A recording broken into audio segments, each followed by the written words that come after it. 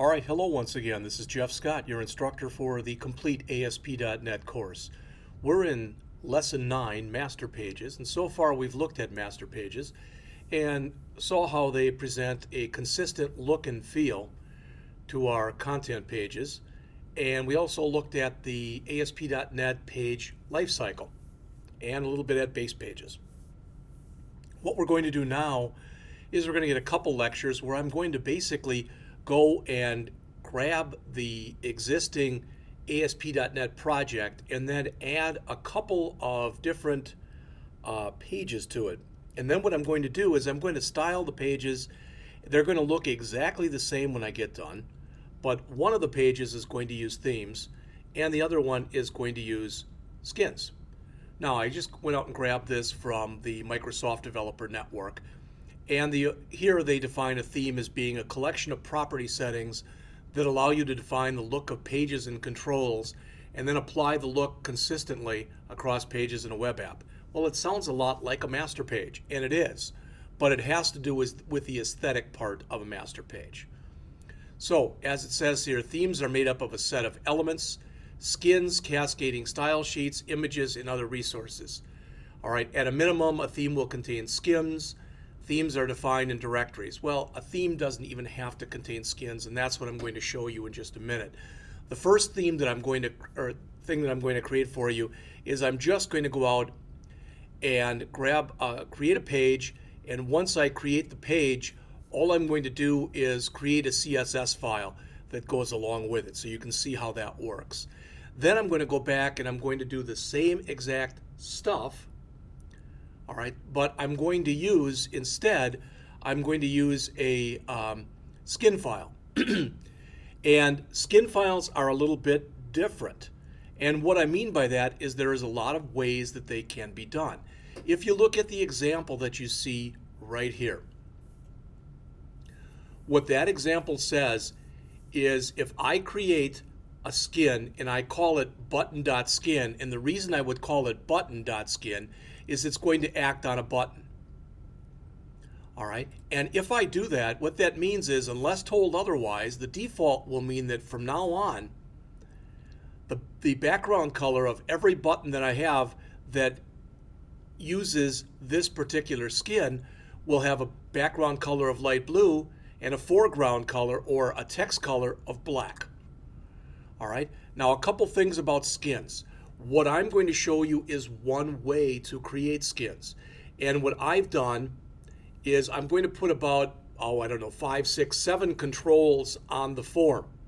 And for each of the controls that I put on the form, I'm going to put an example where I'm going to use a theme or a skin, and another example where I'm not going to use anything, so you just see the default setup. All right. Now, also, if you take a look in here, it says there are two types of control skins, default skins and name skins. Now, a key thing, if you look right here, you may or may not have realized it, but there's something that's missing from this ASP.NET control that we've used on literally 100% of the ASP.NET controls that we put in so far, and that is an ID attribute. If I want to be able to create a default skin and apply it to multiple controls on the same form, I can't give it a skin ID. I've got to make it a default skin. And that's what the author says right here. I'll let you read that yourselves. But that's exactly what the author is saying there. Now, what we're going to use in the example that I'm going to show you are name skins. And with name skins, instead of having an ID, you have something called a skin ID. And notice what it says there, that if you have a skin ID, you don't automatically apply that to the control or controls in question. Instead, what you have to do is you have to explicitly apply the name skin by using the skin ID. So what you're going to see is when I use themes without any skins, and again, I'm just showing you a way of doing it, but I'm going to use a theme first without any skins, and I'm going to use the CSS class attribute. Then I'm going to come back and I'm going to only use name skins. And for each one of those, they'll have a skin ID. So again, as we get to it, and we will in just a minute, We're going to be building the same exact 2 pages. But with one of the pages, we're going to use themes. That's the first one time we created. The second time we create it, we're going to create the same exact thing using skins. All right. Now notice it says a theme can also include a cascading style sheet. It says when you put a cascading style sheet in the theme folder, it's automatically applied. You'll see what that means in just a couple minutes. All right. All right, you can use graphics with themes. I'm not going to right now. We may, and when we go through the project a little bit later in the class. Now, when you go and you talk about scoping for themes, what the author means here is where are the themes going to be available?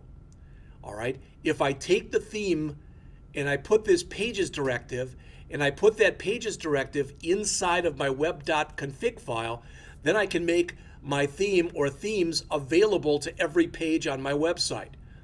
If I only want to make them available to select pages, then what I do is I use the page theme attribute, and that's what you're going to see in here. All right, a couple things then. Before we go on, I just want to finish this thing up because this is a very well-written document, and if you have a little hard time reading it, sometimes it doesn't appear all that well on here, so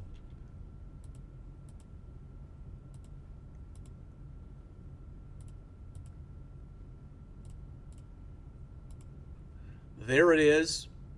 Again, it's at the Microsoft Developer Network, so msdn.microsoft.com/en-us, English, United States, /library/ and this is kind of big, but YKZX33WH paren V equals VS dot 140 paren dot ASPX. All right. Properties you can define using themes. The properties by and large that you can define using themes, they're aesthetic types of properties. In other words, they're not motion type of properties. They're more things like color, font, etc. And I'm only going to touch on this. In fact, what I'm going to do is going to look unbelievably simplistic. I'm doing that on purpose because the best way to learn how to use themes and the best way to learn how to use skins is to actually do them. Now, I should mention this to you right now. We're on lesson 9, and there's going to be about 15 lessons or so. When we get done with the last lesson, I'm going to go back and I'm going to build an entire site using the majority of the pages that we talked about throughout this class. And then we'll kind of take a step back and we'll look at design considerations and some of this stuff all over again. All right, themes versus cascading style sheets. Themes and cascading style sheets are similar in many ways, but themes can define some properties on a controller page that style sheets cannot do. And when it says grid view here, don't worry about that. That's database, that's a later lecture. Themes can include graphics. Themes do not cascade the way style sheets do. All right.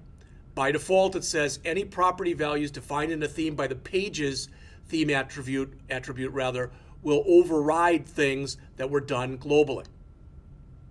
Okay, so that's somewhat like style sheets, but not exactly.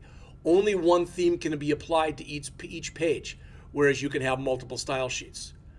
All right. Finally, a couple security considerations. It says malicious themes can be used to do things they shouldn't do. Basically, they can alter information or they can bring you to bogus pages, and there's other things that you should do. Now, notice what it says here. Do not use themes from an untrusted source. There are free themes that are out there for you.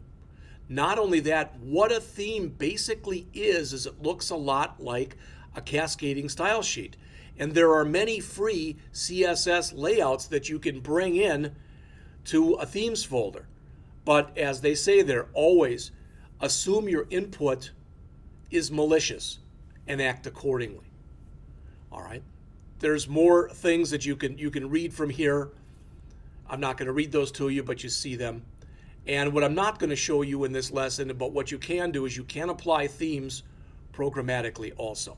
So what I'm going to show you again is I'm going to build a couple pages starting in it'll be in the next 2 lessons, but in the next lesson, I'm going to build a simple page for you using a theme.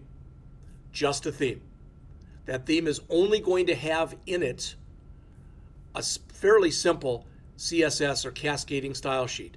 Then I'm going to go back and build the same page as a skin, where again we'll have a simple cascading style sheet, but in addition to that, we'll have named skins for every control that goes on.